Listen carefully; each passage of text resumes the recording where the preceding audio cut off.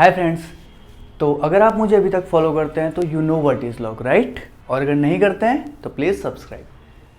आज मैं आपको अगेन लॉग पढ़ाऊंगा, लेकिन मेरा इंटेंशन इस वीडियो में ये रहेगा कि आप हवा की बातें करने से बचें। हवा में बातें करने का क्या मतलब होता है उस पर भी आएंगे हम आगे वीडियो में। तो अभी स्टार्ट करते हैं लॉग। तो लॉग क्या होता है? एक्सपोनेंशियल का उल्टा। कैसे होता है? अगर आपको एक नंबर दिया हुआ है a, उसको आपने x पावर तक रेज करा तो आपको मिला y। आप एक्सपोनेंट में y जानने में इंटरेस्टेड थे। नाउ लॉग में क्या है? आपके पास एक नंबर है a, आप उसको कितनी पावर तक रेज करें कि आपको y मिल जाए ये होता है लॉग। तो यहाँ पे एक्सपोनेंट में आप y जानने में इंटरेस्टेड थे और यहाँ पे x जानने में।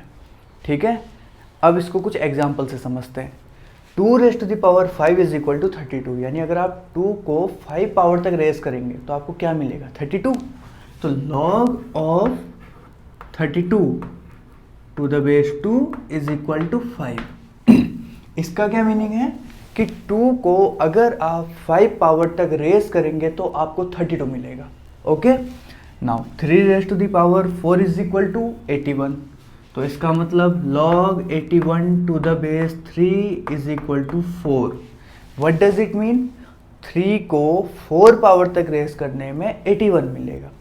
अभी तक तो ऑब्वियस था और इंट्यूटिव था, 3 raise to the power 4 equal to 81। अब आ जाते हैं हम जरा फ्रैक्शंस पे। तो 10 raise to the power 1.34 is equal to ये होगा। ये मैंने कैलकुलेटर से कैलकुलेट किया और आप वेरीफाई कर सकते हैं इसको। तो इसका मतलब क्या? log of 21.87762 is equal to 1.34 होगा। What base? 10। इसका मतलब क्या है कि अगर आप 10 को 1.34 पावर तक ले जाएंगे तो आपको क्या मिलेगा? 21.87762। आप इसको कैलकुलेटर से वेरीफाई कर सकते हैं। तो देखा आपने, बेस की जगह पे रहे, बस इंटरचेंज क्या हुआ? x से y हो गया। यहाँ पे आपको y मिल रहा था, यहाँ पे आपको आंसर में x मिलेगा।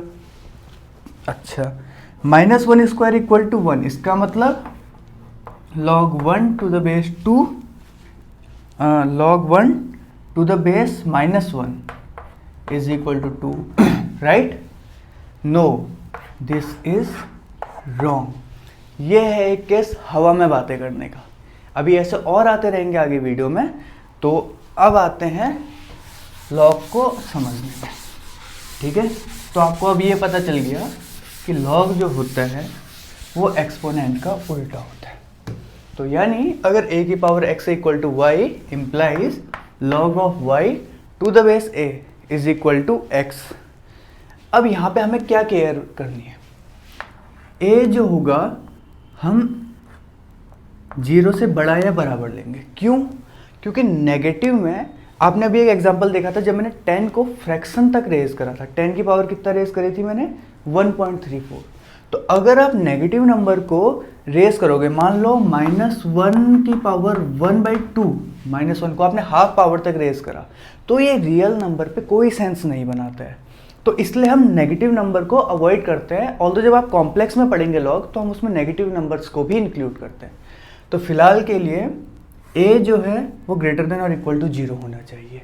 ठीक है। दूसरा, a 1 नहीं हो सकता। 1 क्यों नहीं हो सकता? अगर 1 होगा तो 1 की कोई भी पावर आप ले लो, आपको क्या मिलने वाला है? आंसर 1। तो यानी log of any number, log of y to the base 1, अगर y 1 नहीं है, मान लो 2 है, ठीक है, तो 1 की कितनी पावर 2 होगी? कुछ भी नहीं। तो यानी ये कुछ मीनिंग नहीं बनाएगा। अब आप कहोगे कि 1 की पावर 1 इक्वल टू 1 होता है, तो हम बेस भी 1 ले लेंगे, ऊपर भी 1 ले लेंगे। तो चलो करके देखते हैं। log 1 टू द बेस 1 अगर आपने 1 माना तो 1 की पावर 1 इक्वल टू 1, बट 1 की पावर 2 इक्वल टू भी तो 1 होता है। तो log of 1 to the base 1 is equal to 1 हो गया अगेन। सॉरी, यहाँ से आया आपका 2। log 1 to the base 1 equal to 1 आया 1 की पावर 1 इक्वल टू 1 से, और 1 की पावर 2 इक्वल टू 1 से क्या है? log 1 to the base 1 equal to 2, यानी 1 इक्वल टू 2। तो ये एब्सर्ड रिजल्ट आपको मिलने लग गए हैं। तो इसलिए हम अवॉइड करेंगे a is not equal to 1। ठीक है। हम ए को 0 भी अवॉइड करेंगे। सेम लॉजिक, कोशिश करिए खुद से इसको डिकोड करने की। तो मैं यहाँ पे लिख दूँ a is strictly greater than 0 and a is not equal to 1। ठीक है, तो यहाँ पे और यहाँ पे भी लिख देता हूँ फिर a strictly greater than 0, a not equal to 1। ठीक है, अब इसके सिवा यहाँ पे आप x क्या रख सकते थे, जो रखना चाहें आपकी मर्जी। तो x को हम रख लेंगे कोई भी रियल नंबर। तो यानी हमें यहाँ पे x कहाँ से मिलने वाला है, x बिलोंग करेगा किसी भी रियल नंबर से। ठीक है, इसके बाद अब देखो, अगर मैंने a को पॉजिटिव ले लिया है तो यानी y जो है ये भी तो पॉजिटिव होगा। पॉजिटिव नंबर की कोई भी पावर आप ले लो तो वो पॉजिटिव नंबर ही होती है। तो इसका मतलब y क्या होगा, पॉजिटिव रियल नंबर। ठीक है, अब y यहाँ पे था, ये तो आंसर था, लेकिन हमें यहाँ लॉग के अंदर y लेना है। तो यानी y belongs to positive real number. ठीक है, अब यहाँ से आपको काफ़ी चीज़ें समझ में आ रही होंगी कि y की वैल्यू कहाँ से ले सकते हैं, a की वैल्यू कहाँ से ले सकते हैं, लॉग का जो आंसर है जिसे हम रेंज बोलते हैं वो क्या पॉसिबल है।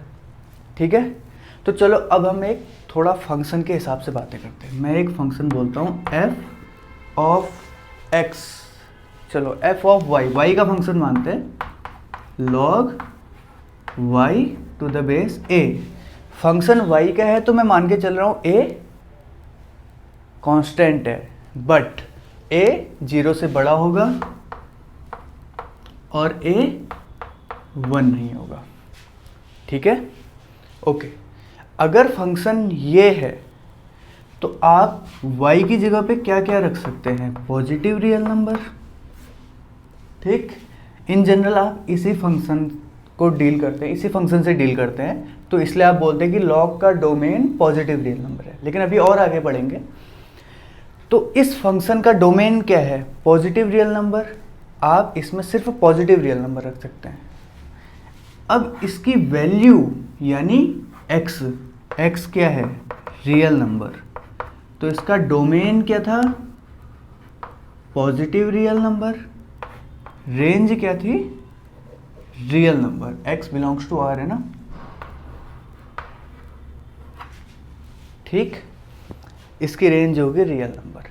अब मैंने कहा कि इन जनरल आप इसी फंक्शन से डील करते हैं, बट जब हम अच्छे से पढ़ रहे हैं तो किसी चीज़ को छोड़ना क्यों है। अब मैं एक और फंक्शन बनाता हूँ g ऑफ a। अच्छा, ये तो समझ में आ गया होगा ना, हमने एक फंक्शन बोला fy is equal to log y to the base a। एक में कंडीशन क्या होनी चाहिए, a स्ट्रिक्टली ग्रेटर देन 0 और a नॉट इक्वल टू 1। तो इस फंक्शन का डोमेन क्या होगा, पॉजिटिव रियल नंबर, और इसकी रेंज क्या होगी, रियल नंबर। अच्छा, अब हम बात करते हैं g। मैंने एक दूसरा फंक्शन बनाया, g क्या बनाया, log y to the base a। ठीक है, अच्छा, अब यहाँ पे मैंने y का फंक्शन नहीं लिया है, इसका मतलब क्या कि y से मुझे कोई मतलब नहीं है, मुझे सिर्फ फंक्शन a का है। तो हम डोमेन और रेंज a के पर्सपेक्टिव से बात करेंगे। तो हम a को क्या क्या रख सकते हैं, a को देखो a स्ट्रिक्टली ग्रेटर देन 0 और a नॉट इक्वल टू 1। तो इसका डोमेन क्या होगा, पॉजिटिव रियल नंबर, लेकिन 1 पॉसिबल नहीं होगा। ये क्या हो गया इसका डोमेन। ठीक है, अब हम इसकी रेंज की बात कर रहे हैं, तो ऑब्वियस है इसकी range x belongs to r, तो इसकी रेंज r में होगी। ठीक है, तो अभी आप इन जनरल इस फंक्शन से डील करते हैं, लेकिन आपको एक और फंक्शन मैंने बता दिया, जी a is equal to log y to the base a। लेकिन इसमें भी y में क्या कंडीशन होगी, y should be strictly greater than 0।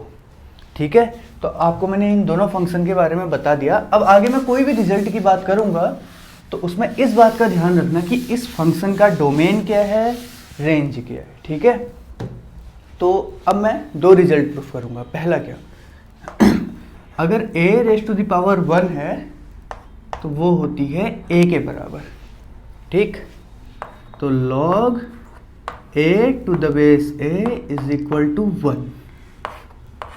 Clear, ये exponent a raise to the power 1 equal to 1, log से हमें क्या मिलेगा, log of a to the base a is equal to 1। ये हो गई फिर से हवा की बातें। क्यों?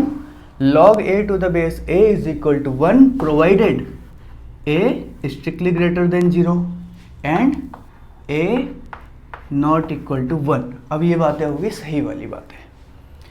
अब ऐसे a raise to the power 0 is equal to 1, तो यानी log of 1 to the base a is equal to 0। Again हवा वाली बातें, लेकिन ये कब ट्रू होगा? जब a स्ट्रिक्टली ग्रेटर देन 0। तो अब आपको ये दो रिजल्ट मिल गए। इसके सिवा मैंने इससे पिछली वीडियो में एक आपको रिजल्ट बताया था, उसमें मैंने इंटेंशनली इस बात को इग्नोर किया था क्योंकि मैंने डोमेन एंड रेंज की बात नहीं करी थी। तो a एक फंक्शन लिया, उसका अपोजिट फंक्शन लिया इज इक्वल टू c। ये कब होगा? जब c पॉजिटिव होगा, a पॉजिटिव होगा और a की वैल्यू 1 नहीं होगी। ठीक है? Again log a raise to the power c to the base a is equal to c। कब? जब बेस यानी a 0 नहीं होगा, पॉजिटिव होगा एंड 1 नहीं होगा।